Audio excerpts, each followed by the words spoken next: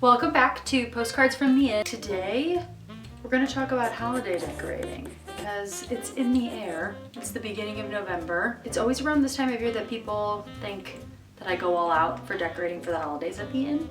But fun fact, prior to owning the inn, I never decorated for the holidays in any of the apartments that I lived in.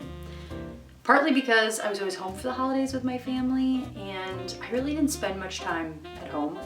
I was always working multiple jobs, but now that my home is my job, I feel a lot of pressure to make it good for guests that come and stay for the holidays here. The last 3 years since opening the inn, I've tried to figure out a way to make it my own. I have a hard time buying Christmas decor just because, one, it can be expensive, two, I don't have any nostalgia tied to it or any meaning, and everything that I put in at the inn I think has to have meaning or a story behind it. I've, the last 3 years, been making all of my Christmas decor at the inn.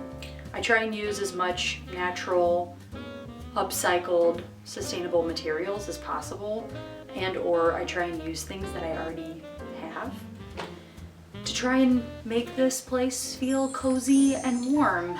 And so this year, my theme for Christmas decorating is colorful nostalgia, a little bit of 60s crafting, homemade vibe. But that being said, I've spent the last 2 weeks kind of digging in and figuring out what it is I want to make this year. And when I say I'm making things, I try and make it low budget, high reward, easy to do sort of crafts. Today I went and stopped in a store here in town called Scrap for Art, and it's essentially a secondhand craft store where you can go and find all kinds of materials to craft with.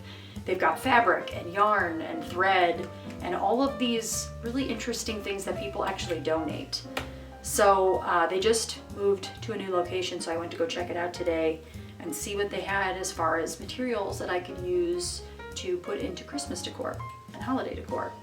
And they had some really good stuff that I found today. So let's dive into the crafts that we're going to be working on for the next 2-ish weeks. So a few weeks ago, I pulled out my I-cord maker just because I had this idea about making a bow tie, if you will, for a scarf. And I really liked the way the I-cord looked when I made it, and I love the way it looks when it's tied. And so I'm gonna tie a little bow right now just to show you. But Scrap for Art had a bunch of donated yarn that was sometimes just a single skein. Some of them had multiple skeins, but I thought it would be really fun to kind of coat my Christmas tree in bows made from I-cord. So I got this yarn today. This is yarn that I dug up out of my collection. I love to buy little bits like this from secondhand stores just because you never know what you could use colorful yarn for, like this. So I have this little I-cord maker, and I'm gonna just maybe not make them this long, maybe a little bit shorter, but just see how much I can get out from each of these skeins to make ribbons for the trees. And I have more colors, but I'm gonna see how far I can get with the yarn that I have, that I only have single skeins for. Ribbon can be really expensive, and sometimes it doesn't last very long, so I-cord bows is one of the crafts. The next craft I'm really excited about because I would have never thought in my wildest dreams I'd find this at Scrap for Art. Thank you to whoever donated this, but somebody came in and donated all of these pieces of suede in all these fun colors. I thought it would be really cool to try and make a garland using just mismatched cuts of this suede and just kind of stack them on a piece of yarn and or try and sew them. So I'm going to experiment with this a little bit, but I just love these colors together. It was such a good selection, and there was more there. This was not even like a fourth of what was available, and somebody had donated this turquoise leather color that was really awesome. I didn't know what I could do with the leather, so I didn't buy that today, but the suede, we're gonna try and make a garland for the mantle this year.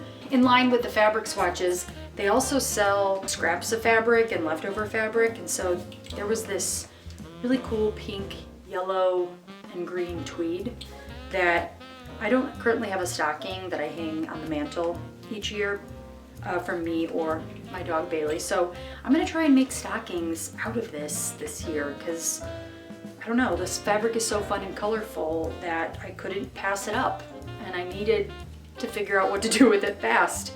I'm excited to try that for my very own stocking here at the inn.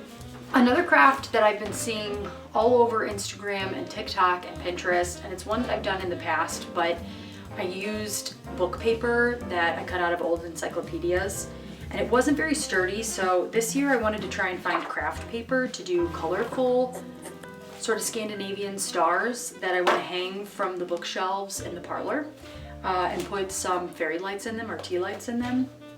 Definitely fairy lights, not tea lights. Got holes and patterns in them. And so Scrap for Art today had an amazing collection of construction paper and scrapbooking paper. And so I got this pack. It says $7, but I definitely got it for $5.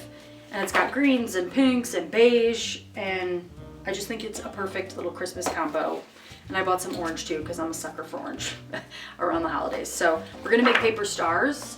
And I'm gonna see if I can find fairy lights. I know I bought some in the past. I think they might be solar powered, so I don't know if they'll work inside, but I'm gonna see if I can find some fairy lights for dirt cheap somewhere. But paper stars, those are definitely on the agenda.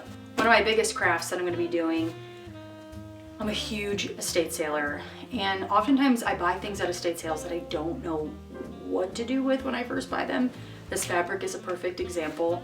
I bought this 2 years ago, and at first I wanted to make lavender packs that you put in the freezer that you use for headaches, because I grow lavender in the garden here. So I did make a few of those, but I have so much of this that I wanted to do something grand for it. So I know that trend is going crazy of the jumbo bows outside of stores and houses that kind of sit above the front door. So that's what I want to do here at the end, is do a jumbo bow above the door, and using this fabric, which I have plenty. I just measured it on the table over there. And to keep it sturdy, I have chicken wire that I'm going to try and put in the loops to make sure it stays juicy, a juicy bow. Somebody on TikTok just gave me the suggestion of actually putting, I think it's batting in it to make sure it stays nice and stiff. So I want to make a bow for above the front door, but I also want to make a bow Christmas tree topper. Majority of the time when I put a Christmas tree up here, I usually use my vintage top hat, which I love. But I started to notice last year when I put my tree up that it started to rip the inside of the hat, which I don't want to keep doing because I love that hat. So I think this year I'm actually going to craft a big bow for the top of the tree using this fabric, and maybe some additional bows depending on how much I have left for maybe garland, maybe above the doors. I just kind of like the idea of placing bows everywhere at the inn. I think that could be really, really fun. So those are the crafts that I've been dreaming up for the last 2 weeks, trying to get into the holiday spirit. I don't always like to start super early for Christmas before Thanksgiving comes. I usually like to take my time and be deliberate about it. We're gonna spend the next few days working on some of these crafts, so stick around and thanks for watching.